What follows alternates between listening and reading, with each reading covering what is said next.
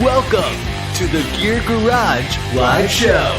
This weekly YouTube show covers whitewater rafting, river safety, oh God, I lost my paddle, gear, and anything else Zach feels like rambling on about.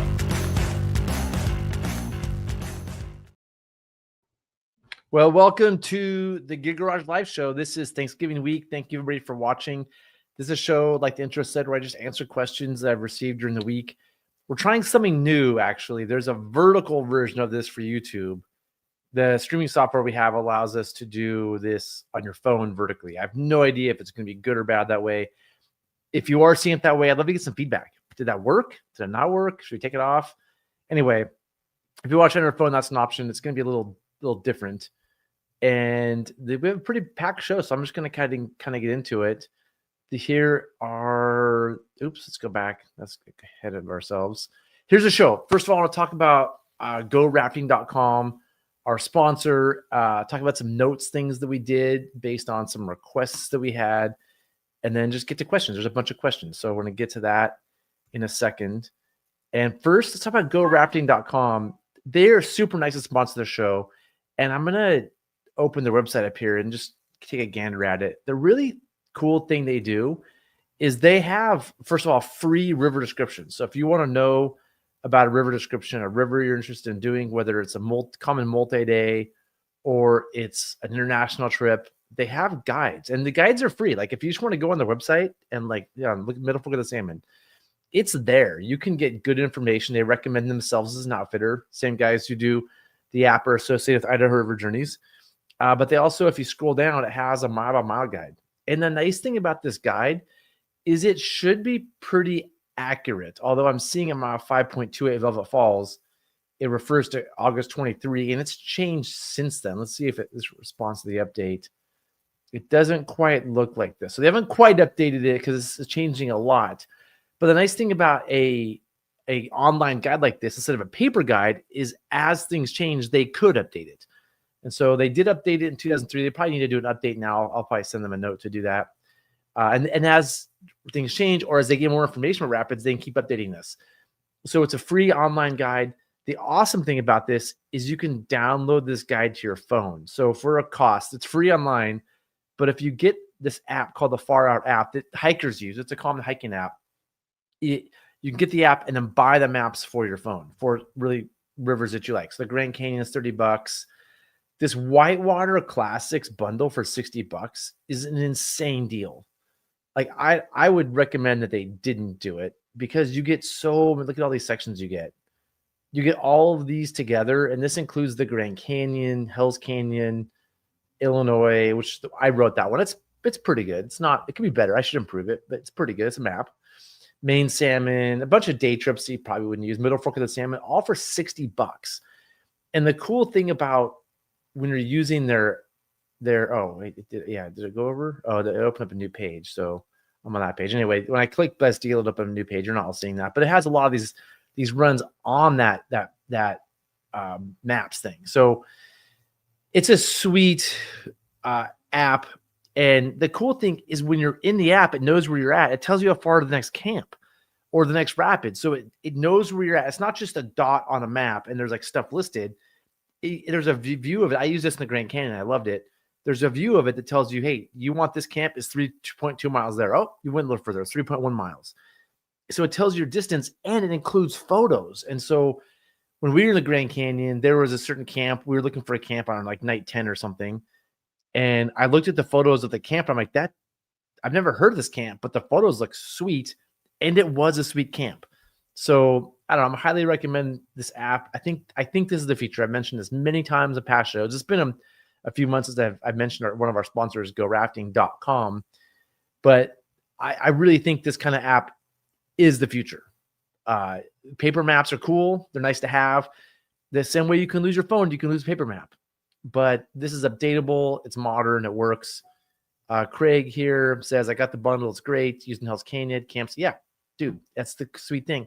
A lot of the maps don't have all the campsites. And so these guys have put a lot of time and money into going out and surveying these rivers and coming back and having tons of information. So thanks, Craig, for following that up. Oh, Sean, interesting. You prefer the landscape mode but can't. Sean, are you on your phone? Let me know. I'd love to know if you're on your phone and it won't let you do landscape. And we can talk later. Anyway, back to GoRafting. They're sweet. Thanks for supporting them. They're our sponsor. I don't have a discount code. They're just go book to them. Their biggest sale of the year, 30% off of everything through December 1st. That's insane. Oh, that includes a bunch of other stuff. Okay. Well, that's a far out discount. But honestly, this bundle, the Whitewater bundle is in. Oh, look, I even have me giving like a testimonial. That's cool. But yeah, they did a sweet job. So that's that. And let's move on to the rest of the show. Get rid of that, add that. Oh, the show notes. So there was a request a couple shows ago, or maybe a couple shows ago and last show, to have more indexable notes. Like I talk about a lot of stuff and people want to go back and search for when I talked about it. And I was kind of poo-pooing the idea. I thought it was kind of like a lot of work for me. But luckily, Courtney, who I work with, was willing to do some research and figure out how to do this. It turns out the software platform we use creates really good transcripts. And Courtney's really smart and good at AI, and we figured out how to do it. So there's two ways I'm going to show you now that you can find index notes. First of all, on Whitewater Guidebook, for those of you that don't know, it's a website that I've done. Every show has a page now. It's like shows up. This is supposed to be the homepage of Whitewater Guidebook. It's supposed to be like a newspaper, like modern news. This is an article I wrote about pin kits just yesterday, 2 days ago. So if you're interested in minimal pin kit contents, it's just an article I wrote, threw it up, there it is. But it's interspersed with these different live shows. And instead of just calling the live show Gear Garage Live Show December 10th, we've actually come up with titles for them that are more accurate to what we talk about. And Courtney's figured out how to put information about what's in each episode here, which will help you search Google for them. Hopefully, I don't know. It should, and links to things. So these posts on Whitewater Guidebook will be way better. But on top of that, I got to find. She's figured out how in the notes for the show, for each show, and we're slowly doing this. We probably won't go back very far and do this, but give me a second to find it. I think she did it for a recent show. Let's look and see if this one. Yeah, so this is super cool. She figured out how to do some really smart stuff with AI. So it's a bit of work for her, but hopefully not too much. If you're there's an ad. You could have rough. If you go down here, okay. If you go down here to the notes, now it has a thank you to our sponsors, including GoRafting, place to submit a question, but also timestamps for things I talked about. There's no way I was going to sit there and figure this out. I don't have that kind of time. But luckily, Courtney, with the help of AI, now has timestamps. And so hopefully you can search YouTube, because this is in the description, to figure out things I have talked about and look it up. So there was a request for this. I was not into it. Luckily, Courtney was willing to do it. And there we are. So good job. And now we have better show notes, both on the Whitewater Guidebook website and in the descriptions. We'll probably won't go back very far doing this. We'll see how much time Courtney has. But moving forward, we'll hopefully do that. So sweet. So before we get to questions, let's get to some comments. I used it on the Illy and it was great. That app's telling you GoRafting, people like it. It's sweet. It's really nice to know how far it is to Greenwall, or like how many miles it is to a camp. That's pretty sweet. Not much out there in terms of guides for the Illy. There's not. I wrote a guidebook that's on River Hardware. That's a PDF. That's more comprehensive than the app one. It's because I've written two different. I wrote the one for GoRafting, and I wrote a separate PDF one. You can buy it for like $12 on Whitewater Guidebook. But the one I have is just a PDF. It's not. You may not bring it on the river. Who knows? You have to laminate it. Liver channel. I have so many questions. Mainly, I would like to know where I can get either ore clips or info about the specifics to make one using a 3D printer. What's an ore clip? I'm not sure what an ore clip is. Yeah, I have a guy who does 3D printing. They can make, who wants to make products, and he makes the blower nozzles for me. He's interested in doing more. We've sold like 1,000 more, like 1,100 of those blower nozzles. It's amazing, crazy. And so anyway, tell me more about what they are. I'll look into it. Corny Rocks, absolutely. Sean saying Far Out guides are awesome. I even learned things about the South Fork American, my home river. Yeah, I mean, there's even day trips on there, and there's cool information. So these are made by river guides, so they spend a lot of time on these rivers. They know all the ins and outs. And not that you don't as a private boater, but as a guide, you're there almost every day, and you just know the river really well. Okay, so let's go on to questions. And again, if you have questions, just throw them in the comments, and let's get going. Hi Zach, I'm a bigger guy, 6'3", 250, barrel shaped in the torso. I'm almost that big, not quite, but I'm close. Who rafts both oars and paddles, but doesn't kayak. Most of my water is in the east, so Ocoee, New, etc. I also find myself on good water out west, at least once a year, Grand Canyon, salmon, etc. I have a Stolquist Kahuna 22-pound float, sits low, unobtrusive. I'm not a fan of the bad pockets. Unfortunately, they don't make it anymore. But yeah, the Kahuna was actually a pretty good PFD for big guys. And I'm looking at a new PFD.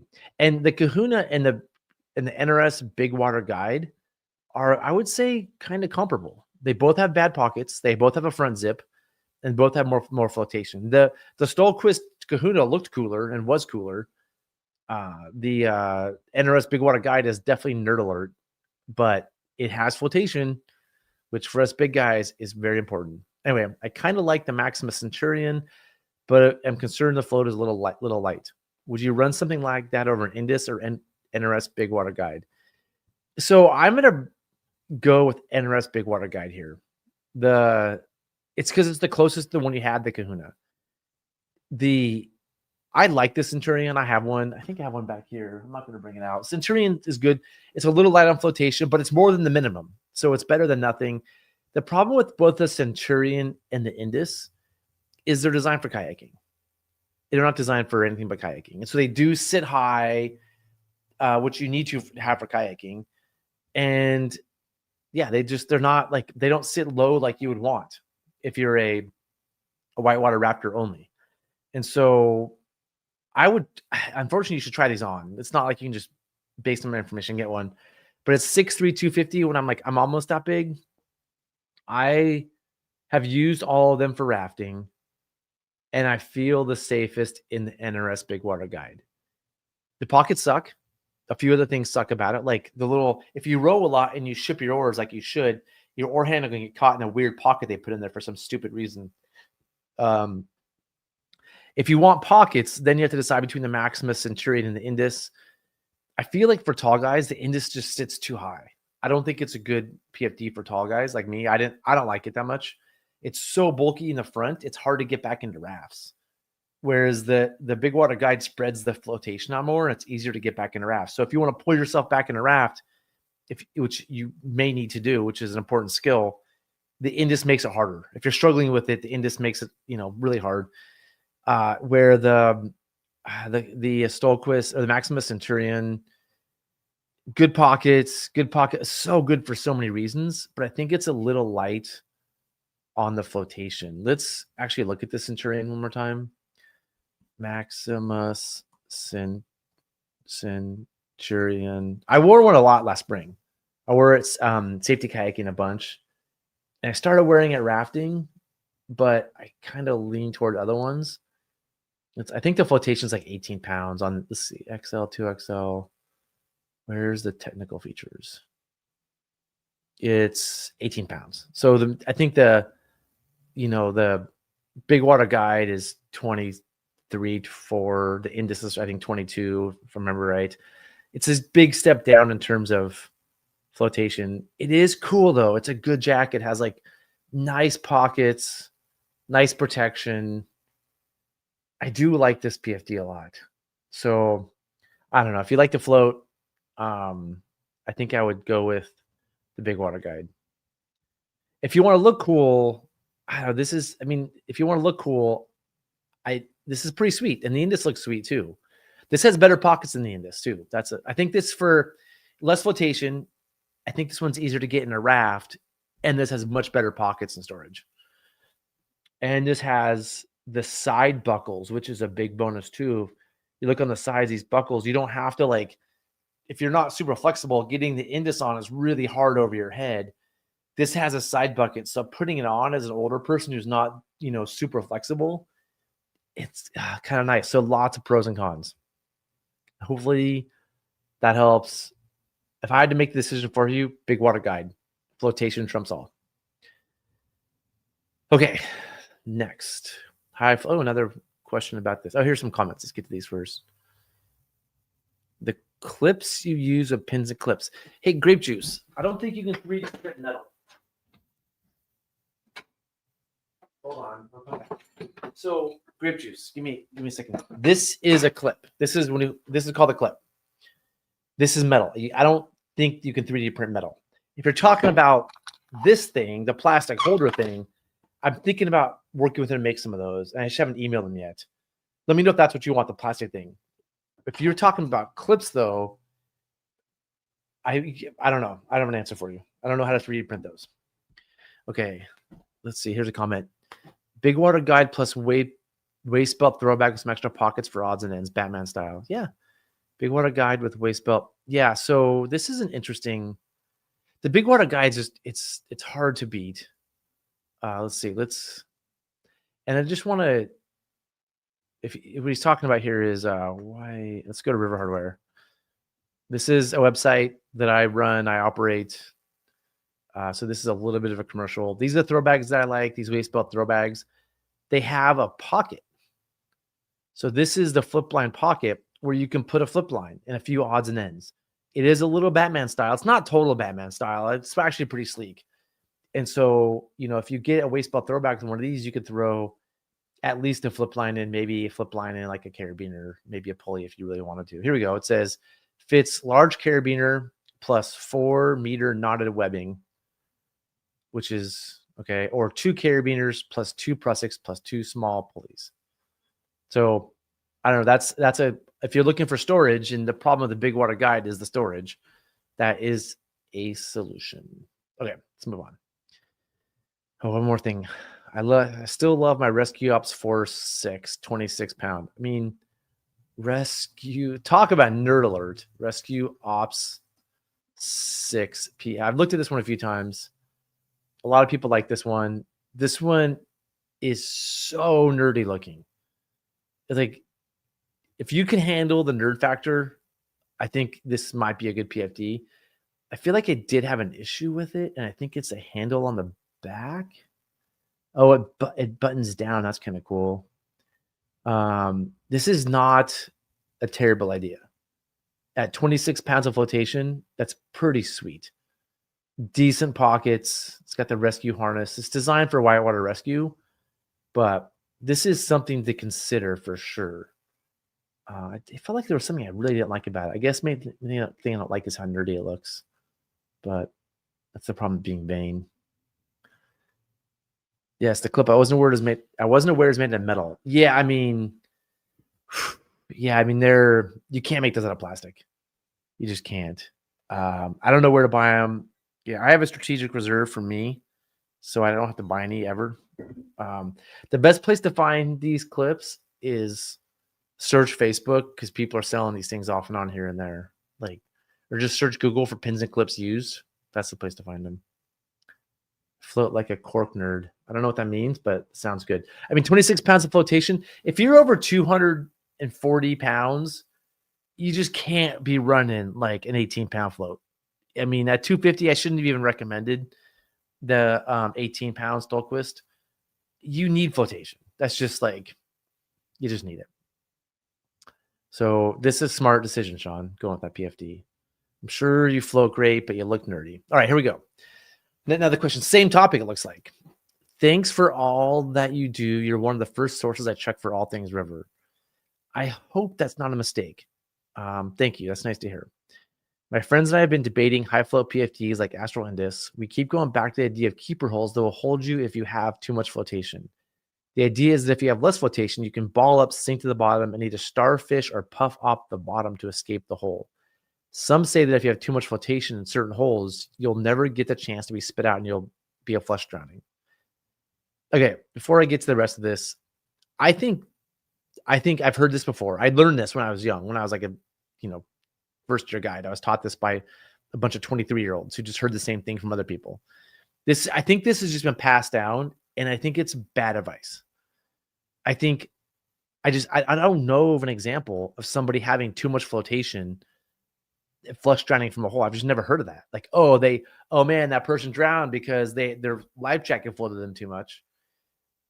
And it's such a small thing. Like, if you look at fatalities on the American Whitewater database, there's not a whole lot of was stuck in a hole forever, right?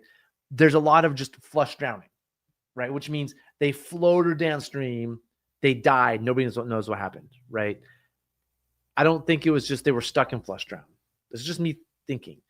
I think this is people's excuse they use to use low flow PFDs. I think that people like low flow PFDs because they're more comfortable. They will look cooler for sure. They're easier to move around in. And so they use this as their excuse to say that they're safer.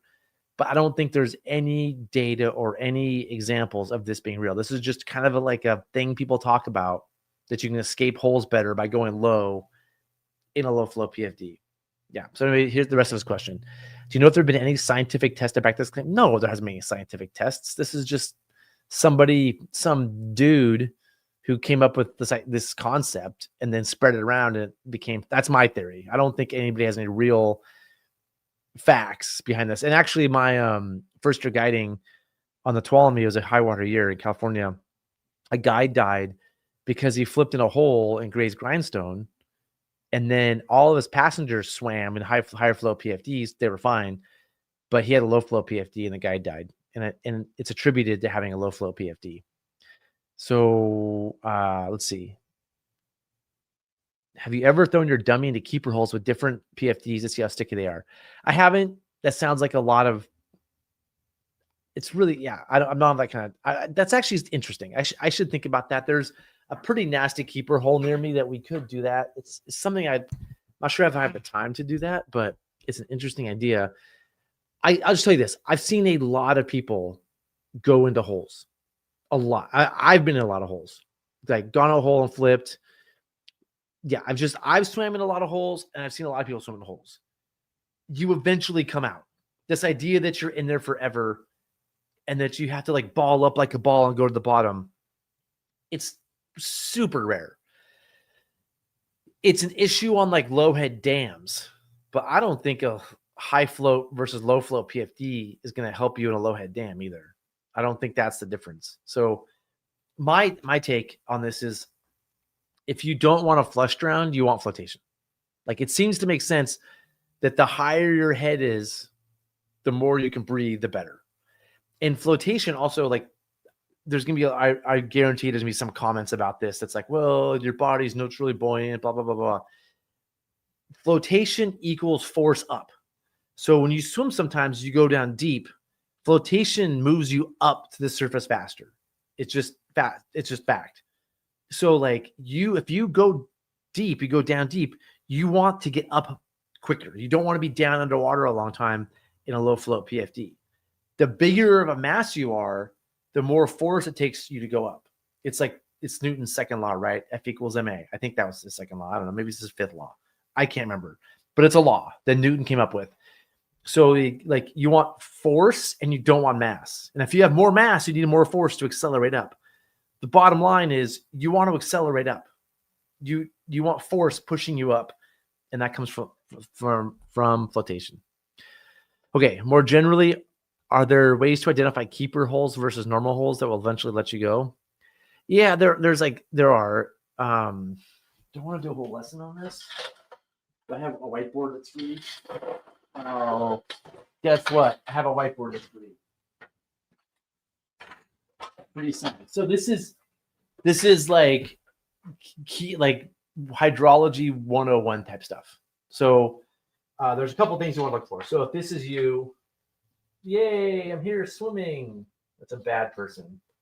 If you look at a hole, if it's doing this, that's called frowning. That's a bad hole. If you look at it, it has a frown. And so if you're stuck in the hole, gosh, I wish I had a Lego. Let's say you're this alligator. Like, I go down. It's really hard to swim out. Oh, wait, that's smiling. Sorry. That's a smiling hole. My bad. If you look at it, it's smiling. My mistake. That's a smiling hole. Okay. So if you get here, it's easier to move downstream down the sides and get out. Right. So smiling holes are easier to get out of. Like if you get stuck in the middle, the river's going to kind of naturally take you this way. If you look at it this way, it's a frowning hole. If you end up here, you have to swim back up river to get out the side. Right. So smiley holes generally are easy to escape from the sides. Frowny holes are generally harder. And then there's just holes like this. And that's kind of in between. What makes holes, I think, more dangerous than just being smiley or frowny is when they're blocked off. If you have a cliff here and a cliff here, and you go into this hole, you know, you're not getting out either side. You have to go down underwater to get out. This is a keeper hole. If a smiley hole, cliff, well, guess what? Same thing. So what I'm looking for, if I'm thinking about what's a keeper hole, is something that is like this or frowny, and or one or both sides is blocked off, right? If you have a hole like this and there's a cliff on one side, but then this just sort of drifts off, you have a chance to go that way. I'm like, it's kind of sketchy, but there's a way out. If I see something blocked up on both sides, that's way more dangerous, where I have to go down to get out. Yep. It's a frown when upside down. That's my quick lesson on keeper holes. There's more to it, obviously, but that's the basics. Okay. Okay, so here we are. Are there generally ways to identify keeper versus normal? Yeah, smiley or frowny, and then blocked off is probably more important. I think I answered this question. So I just to reiterate this one, I think this idea of lower flotation is safer. Like maybe you could, maybe it's true that having less flotation when you're in a keeper hole is slightly better. Maybe. But then 99.5% of the time, when you're not in a hole and you're swimming, that flotation makes a difference, especially if you're heavier. Like if you're like, I'm 220 pounds. I just need flotation. So like I want flotation so that I can come up faster. All right. Again, this is my opinions. I on everything like you hear on this show could be wrong. If somebody is like, no, I've done the scientific studies. I've seen a friend in a low float PFD escape a keeper hole because he had a low float PFD. And if he had a high float, I saw two guys go in, one in the low float, one in the high float. The low float lived, the high float died. If somebody's seen that, let me know. I just don't think anybody's really done the research. It's more of a made up thing. Okay. Oh man, there goes my excuse for using the Indus Ninja. So comfy and easy. But low, yeah, it's an excuse to have a low float. Honestly, that's how I feel. You can, I mean, I wear a low float sometimes too. If it's like class 3, it's not like I never wear a low float. I'm kayaking all the time. I wear a low float. But if you're, yeah, it's nice to have flotation if you're swimming. That's for sure. Okay, let's move on. Oh, Bedrock Carnage. Okay, I've seen this video already. And so when you guys send me videos to review or even questions, I don't always see them ahead of time. This one did cross. I have watched this one already. So let me see if I can bring this up. Make it big. All right. So this is video. This video is awesome. A Bedrock, just a classic place to do a downstream ferry, and a classic place where people mess it up all the time. So I'm saying right here, that's a downstream ferry. The reason you're angled downstream mainly is to break through laterals. So right now, the person rowing is about 45 degrees to the current. The main reason to have that angle is to break through laterals or to break strong eddy lines. And there are laterals or eddies up here at the top. And so being like that, okay, now that right there would have maybe been the last lateral. Now just get 90 degrees and just pull to shore. So now I would get that stern, point to the shore, and just start pulling to shore. Again, like in Bedrock up here, depending on how you enter, I'm going to enter further right. That's just me with this angle. And I'm just going to plow through those laterals at the top. Right there's a lateral. Once you're through that, it's basically green water. You could maybe, I think I even touched this one, right? You can maybe try to downstream ferry that, but they're not even close to that. Okay, they want more of that stern pointed. They're maybe 45 degrees now. You can be 90 and just, again, pulling to the right bank. But what happens is they lose their angle, and now they're pointed straight downstream. Now they're like 15 degrees. And that's not going to get, if you're 15 degrees to the current, that's just not going to get you to the right bank. And so at this point, they're dead in the water. And this flip is ugly.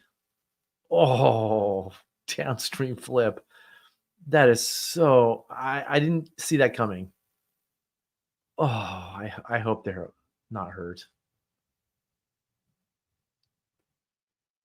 See that boat right there that's having no problem, 90 degrees to the current, just pulling ashore. Right? Look how high they came. They just, I mean, that just makes it obvious, right? Like, again, I'm just going to go through this one more time. Coming down about 45, which is what you want to break through these laterals. There's a little lateral. Now just turn it and point to the shore and pull. They lose their angle. Now they're more or less pulling straight downstream. You're not going to make them maneuver that way. Flip. And then you can see this next boat is 90 degrees. And just like greased it. That's a difference in the angles. I do want to make one point here. I'll turn the audio back on. I'm not sure if you guys can hear the audio. Yep. So right here. Oh no.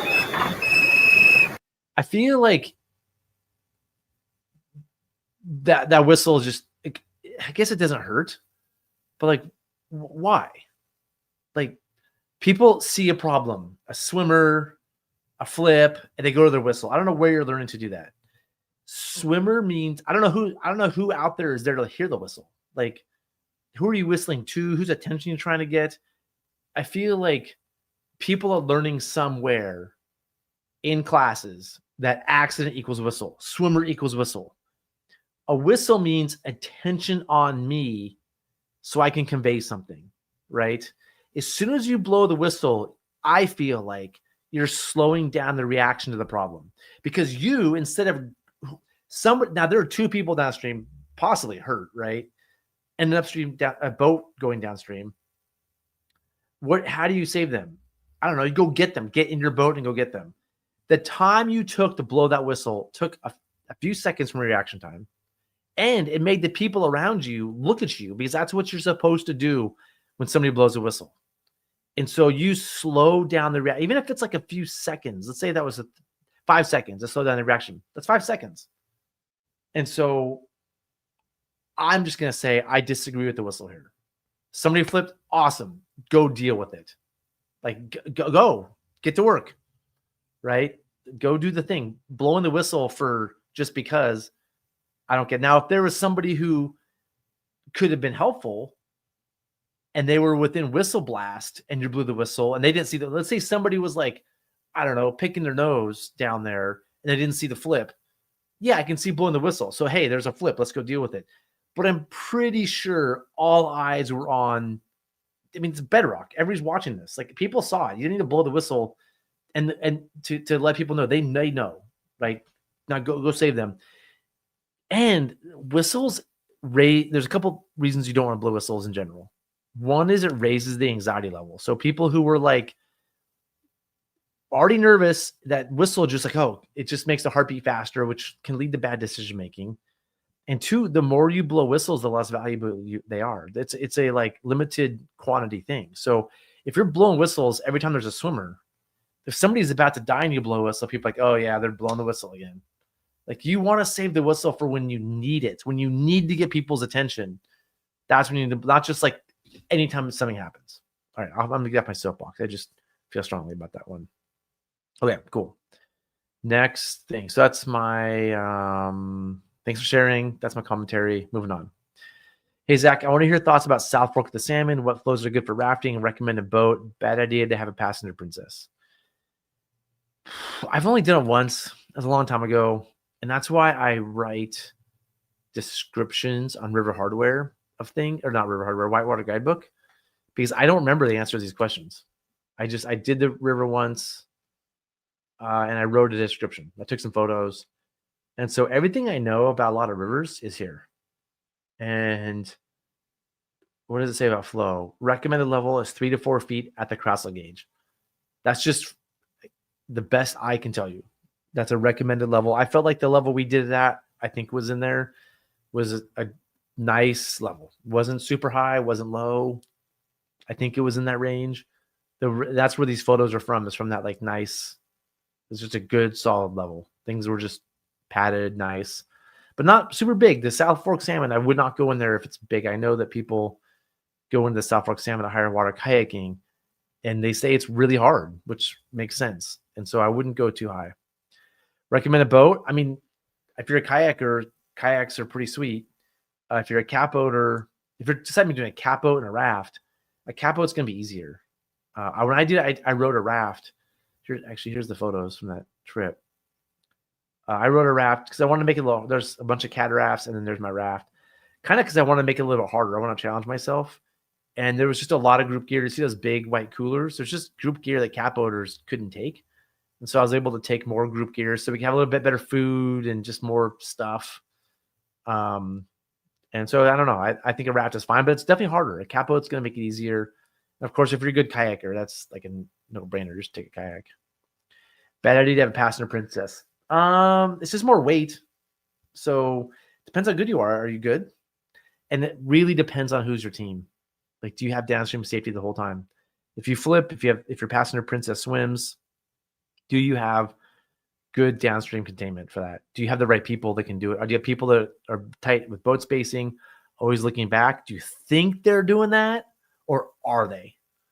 Right? Or do they know that's their job? It's a bunch of catboaters and they're surfing and they're goofing off and they're on their own mission. That's not good. But if you're a team and they're looking out for you and your passenger princess, because you're probably the weak link if you have a passenger princess, you need them to be team boating. I think that's important. So not a terrible idea if you have the right team. Yeah, sweet. Whoa, this is long. Etiquette with kayaks. I'm a rafter. I like rubber or all shapes, and I think that means of all shapes and designs. I do think kayaks and rafts make for a great combo on the river for safety and fun. I have zero animosity towards kayaks, but I know some folks who like to keep them segregated. I'm curious why. I'm with you. I like rubber. I kayak and I raft. And when I kayak, I make fun of rafters. And when I raft, I make fun of kayakers. Just because it's funny. I don't dislike them. I just think it's funny to make fun of other people in like a joking way, not like a serious way. You know, like I'll call, if I'm kayaking, I'm like, oh, here come all the undercuts. And if I'm rafting, uh-oh, here come all the stoners. Like I'll make some comment like that, you know. Kayakers are always late, so I'll make some comment about like, oh, we're waiting for the kayakers again, things like that. Just add a good fun. It's how I bond with people. I tease. Okay, anyway, recently I did a trip on a tilt with 14 kayaks. That's a lot. That's a lot of boats together. And the Tilton, if I remember right, is like class 4, if it's the same section I'm thinking of. I was an R2 in a mini max and the only raft. Okay, that's a small raft. It's almost like a kayak. Most of the kayakers are older, 40 plus. I got some stink eye for crowding the eddies and even overheard, watch out for the big yellow undercut. Hey, I'll tell you what, if I was kayaking and you were annoying me in an eddy, I might give you some stink eye. And I might say, watch out for the big yellow undercut because it's funny. Not because I don't like you, just because I'm making fun of rafters. The same way when I'm rafting, I make fun of kayakers. And when I'm supping, I try not to make fun of anybody because I'm the embarrassing one out there. Or if I'm like, but I might. I eventually went ahead of the group since I wasn't surfing and I felt a bit uncomfortable. I don't think going ahead of the group was smart because you're solo boating. And you may or may not know about me, I'm like pretty against solo boating. So now your safety's gone. You felt uncomfortable? Yeah, you should. You're solo boating on a challenging river. My questions: has the mentality changed? Seems like younger kayakers are more open to mixed groups. I don't think it's the mentality changing or older or younger. I think it's just that day, just like the person. Like you might have misunderstood their intentions. They might have just been like trying to josh with you a little bit. but they might have actually not liked you. It doesn't mean all older kayakers are like that. It just means one or two of them that day were weird. What is the etiquette when you're with kayaks? Stay ahead of them and let them play. Run sweep in case someone needs to get in the boat. I would say the biggest etiquette is don't go with 14 kayaks. Like, that's just a lot of kayaks. Like, I don't think 14 kayaks should go with 14 kayaks. Like, they should break up into groups of 5 or 6, 7, maybe 2 groups of 7. That's just too many boats together. You can't keep track of everybody. Well, if somebody's just gone, they just like get pinned under a log. You can't. Nobody's counting 14 kayaks all day long. When there's 7 of us, I know there's 7 of us. But a group of 14 is just too big. So, like, if I'm with 5 kayaks, I'm on a raft. I don't know. It depends on the group. Sometimes the kayakers are weak and I'm providing safety for the kayaks. Sometimes the raft is weak and I'm in a kayak providing safety for the raft. So it's less about the boat and more about the boat's ability to be on the river. It sounds like you just joined a random group of 14 kayaks. Like, you're like, I'm just going to tag along with my raft. I sometimes get annoyed by that when like there's like a bunch of kayakers going and some raft just tags along, only because the raft is slow. Sometimes it's like slowed up. We're waiting for them to pump it up. If they waited, like, you ask yourself this question: were you annoying them separately than on the river? Were you like in the way with your trailer or whatever you had to back it down with? Were you just like taking forever? Were they all sitting there waiting for you because rafts take forever to pump up and get ready? You're like tying stuff in, rigging things in. Are you drinking beers? A lot of our tours are just like drinking beers. And I can tell you, as a kayaker of 40, I don't really respect people who are drinking beers on the river. And I see a lot of our tours drinking beers. Are you smoking pot? Are you being a dumbass? Like, it might just be you're being a dumbass. So I think the etiquette isn't like necessarily stay ahead, play sweep. Those roles depend on the boaters, not the boats. But the etiquette would be a good member of the team. Get there early, get your boat in the water. Don't hold the group up. Don't smoke weed. Don't drink beer. Don't be a dumbass. I'm not saying you were. I'm just saying I think that's the etiquette more than where you go inside the pod. Do you agree that an ideal group includes both kayaks and rafts for safety? No, I don't agree with that. I can tell you almost always, not always, the ideal group is just all kayaks. Honestly, it depends on the river, but like rafts, I would say, are more likely to be a problem because people fall out of rafts, people flip rafts, people put holes in rafts. Not to say that people don't swim out of kayaks and people don't destroy kayaks, but in my experience, I'd rather it be 4 kayakers, 5 kayakers than 4 kayakers in a raft. And also the other reason is because kayakers are moving at different speed than a raft. Like a raft, kayakers are going straight. They're paddling forward. There's not really a back paddle in kayak. You can back paddle. You can turn upstream and paddle upstream a little bit, but you're basically going downstream. Rafts need to sometimes back paddle, right, to make a move. Like ferry, back ferry. I think they should. I do it. And so when I'm following a raft and a kayak, they could back paddle, and then I'm kind of in trouble. Actually, in Bhutan a couple weeks ago, we had an incident where a kayak was surfing. The kayaks were supposed to be ahead of the rafts. And this actually, I have a great example for you. We had 2 gear boats, 2 paddle boats, and like 4 kayaks, let's say, something like that. And we did gear boats, kayaks, and then paddle boats in the back. It was a big water river, so that's why we chose that boat. Sometimes lower water, I put a gear boat in the back. Anyway, one of the kayakers, and we were entering some pretty big water rapids, ones where you kind of want to be in boat order, but a kayaker chose to surf. And I as a paddle boat, I couldn't eddy out. Like, it was big volume, weren't a lot of eddies. So I'm like, oh, cool. That kayaker chose to surf. They chose to get out of boat order. I passed them. Hey, that was their choice. They knew what they were getting. I think they knew what they were getting into. And then in the middle of a big rapid, they tried to pass me because being behind me sucked for them because they moved faster. I was back paddling a little bit, slowing things down. But the exact moment they tried to pass me, I forwarded and ran over them. And so I didn't see them, and they took a gamble to get back in boat order. That's just an example of rafts and kayaks not working well together. And those things are going to happen. And so because those things going to happen, I think I'd rather be with just kayaks. Or if I'm rafting, I like having kayaks around because they're pretty versatile in a rescue.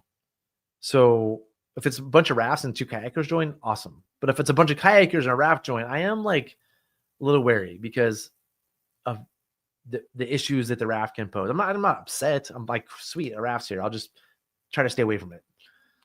But not all kayakers know to stay away from rafts or like how to deal with rafts. You know, some kayakers hardly ever even are with rafts, so they don't know how to interact, right? So, but like I'm a guide, so I know how to interact with rafts. I'm fine with it. But I can see how some kayakers would be like annoyed. It kind of depends who invited you. Did somebody I mean, it's a 14-person group. It sounds like a club boating thing, and you just kind of tagged along. Or do you know like one person who's like, yeah, come along, it's fine. And other people are like, oh, there's a raft. Hopefully they're cool. Hopefully they're not smoking weed and drinking beer and being dumbasses.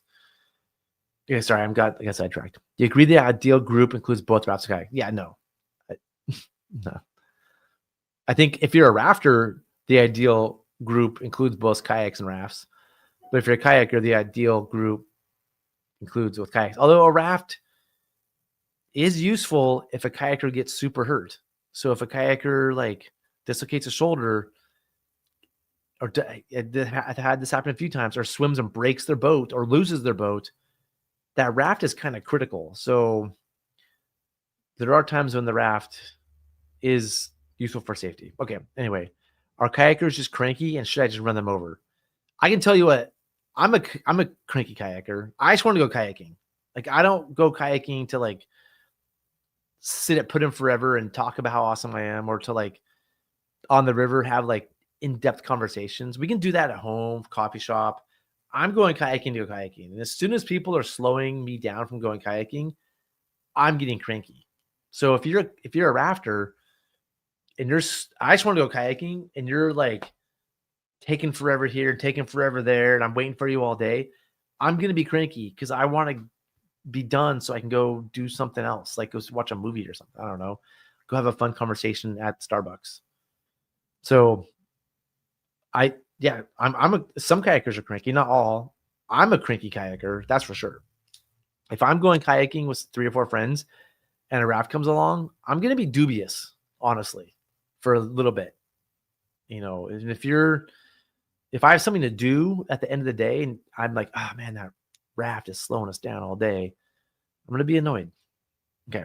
I'm just being honest with how I feel. Should you run them over? No, but sometimes you will. And it's an accident. Don't run them over on purpose. Okay. That was a very long answer to that question, but because I have a lot of complex thoughts. So let me sum all that up. That was me just going on a rant. In terms of etiquette, I would say the etiquette is the raft specific etiquette is understand that going rafting is more work and takes more time to get the raft on the water. So don't hold everybody up. Get there early, get your boat pumped up, get your boat in the water. Rig all your stuff. If you all have your own watershed bags, you got to rig 1 million watershed bags in a raft. Do all that. Get it done. So that when the kayakers are ready to go, you're not holding them up. I would say that's etiquette. 2 is just recognize that you go forward and back relative to the speed of the water, where kayakers generally just go forward. So when kayakers are behind you, they're in a little bit of a dangerous position. And like look back once in a while and see how close they are and be like, hey, maybe pass me. And 3, don't bring a cooler of beer and start drinking it. That's just embarrassing, right? Or if you do, yeah, some of it, like people like me are going to judge you. That's the etiquette I can think of. Okay, here we go. Also, here we go. Lots of comments. Let's see. All right, it was my question. I had no idea there were 14 rafts. Yeah, they waited for me. No beers, no weed, no dumbassery. I got a call from one person. No idea there's 13 more. Yeah, okay. I had no idea there's 13. Yeah, I call. Yeah, so yeah, you show up. Somebody's like, come with us, and all of a sudden there's a big group. They're waiting for you. I would right there. I'm annoyed. I'm instantly like, who is this dumbass? Like, got away. Thanks for not drinking. Thanks for not the weed. Thanks for not being a dumbass.